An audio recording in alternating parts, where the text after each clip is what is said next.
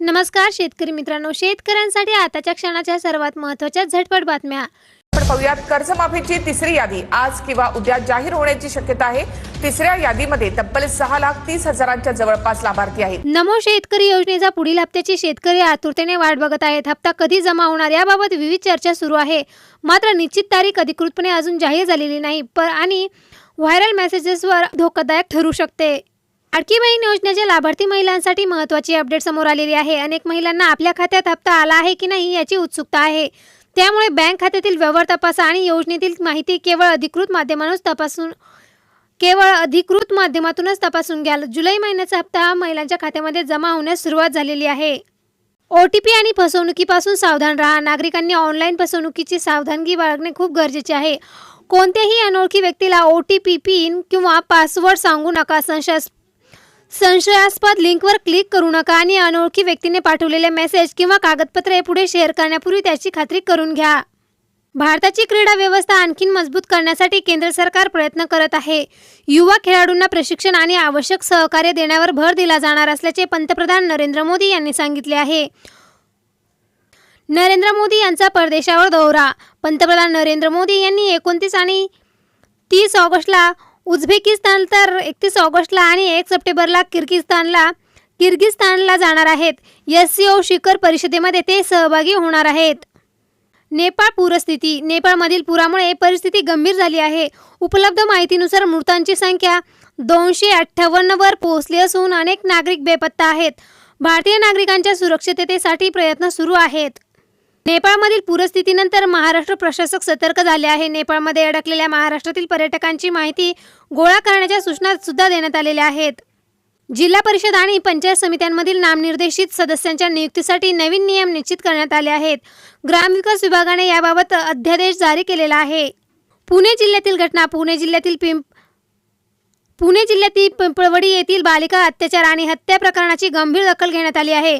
पीडित कुटुंबांची भेट घेऊन आरोपीवर कठोर कारवाईचे आश्वासन सुद्धा देण्यात आलेले आहे. अमरावतीच्या महिला रुग्णालयातील नवजात बालकांच्या मृत्यू प्रकरणामध्ये राष्ट्रीय मानवाधिकार आयोगाने दखल घेतली आहे. राज्याच्या मुख्य सचिवांकडून 2 आठवड्यामध्ये अहवाल मागवण्यात आलेला आहे.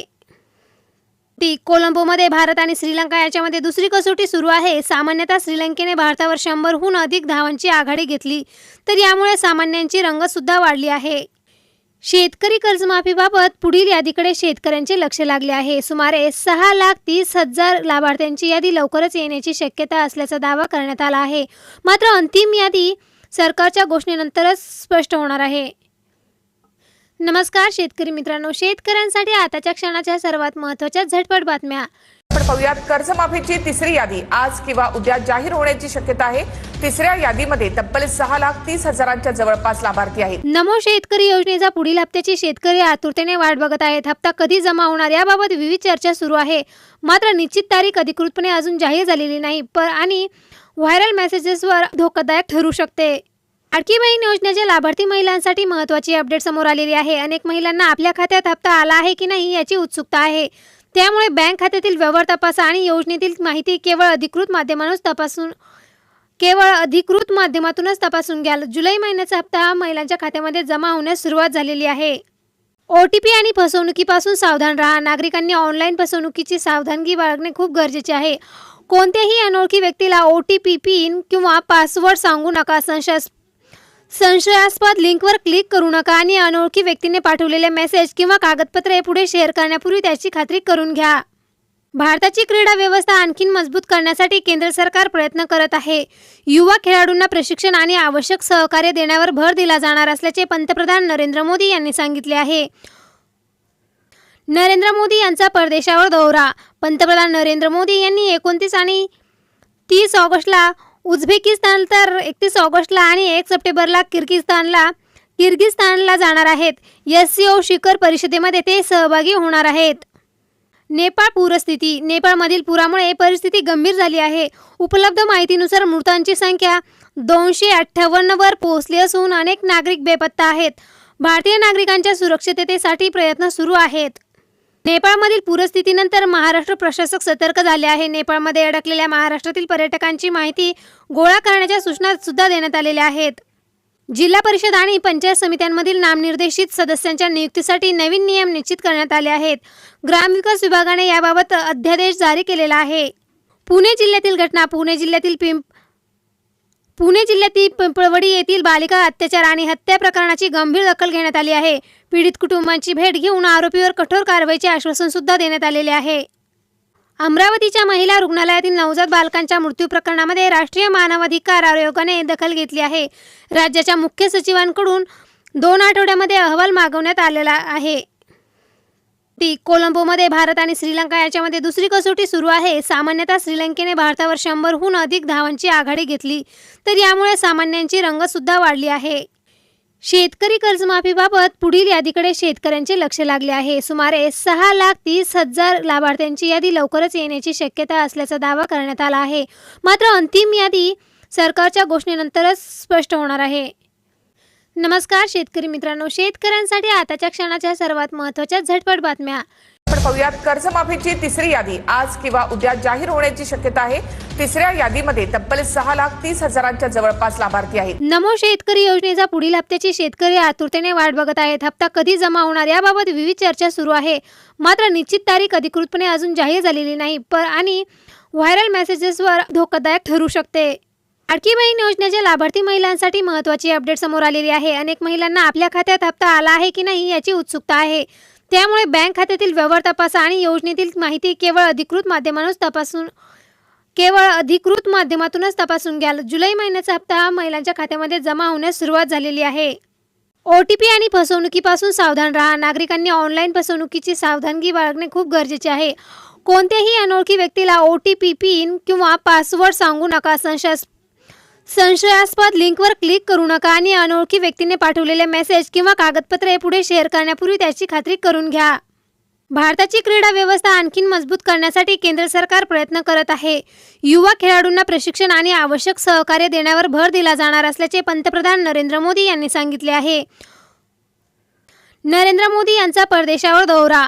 पंतप्रधान नरेंद्र मोदी यांनी 29 आणि 30 ऑगस्टला उझबेकिस्तान तर 31 ऑगस्टला आणि 1 सप्टेंबरला किर्गिस्तानला जाणार आहेत. SCO शिखर परिषदेमध्ये ते सहभागी होणार आहेत. नेपाळ पूरस्थिती. नेपाळमधील पुरामुळे परिस्थिती गंभीर झाली आहे. उपलब्ध माहितीनुसार मृतांची संख्या 258 वर पोहोचली असून अनेक नागरिक बेपत्ता आहेत. भारतीय नागरिकांच्या सुरक्षिततेसाठी प्रयत्न सुरू आहेत. नेपाळमधील पूरस्थितीनंतर महाराष्ट्र प्रशासक सतर्क झाले आहे. नेपाळमध्ये अडकलेल्या महाराष्ट्रातील पर्यटकांची माहिती गोळा करण्याच्या सूचना सुद्धा देण्यात आलेल्या आहेत. जिल्हा परिषद आणि पंचायत समित्यांमधील नामनिर्देशित सदस्यांच्या नियुक्तीसाठी नवीन नियम निश्चित करण्यात आले आहेत. ग्रामविकास विभागाने याबाबत अध्यादेश जारी केलेला आहे. पुणे जिल्ह्यातील घटना. पुणे जिल्ह्यातील पिंपळवडी येथील बालिका अत्याचार आणि हत्या प्रकरणाची गंभीर दखल घेण्यात आली आहे. पीडित कुटुंबांची भेट घेऊन आरोपीवर कठोर कारवाईचे आश्वासन सुद्धा देण्यात आलेले आहे. अमरावतीच्या महिला रुग्णालयातील नवजात बालकांच्या मृत्यू प्रकरणामध्ये राष्ट्रीय मानवाधिकार आयोगाने दखल घेतली आहे. राज्याच्या मुख्य सचिवांकडून 2 आठवड्यामध्ये अहवाल मागवण्यात आलेला आहे.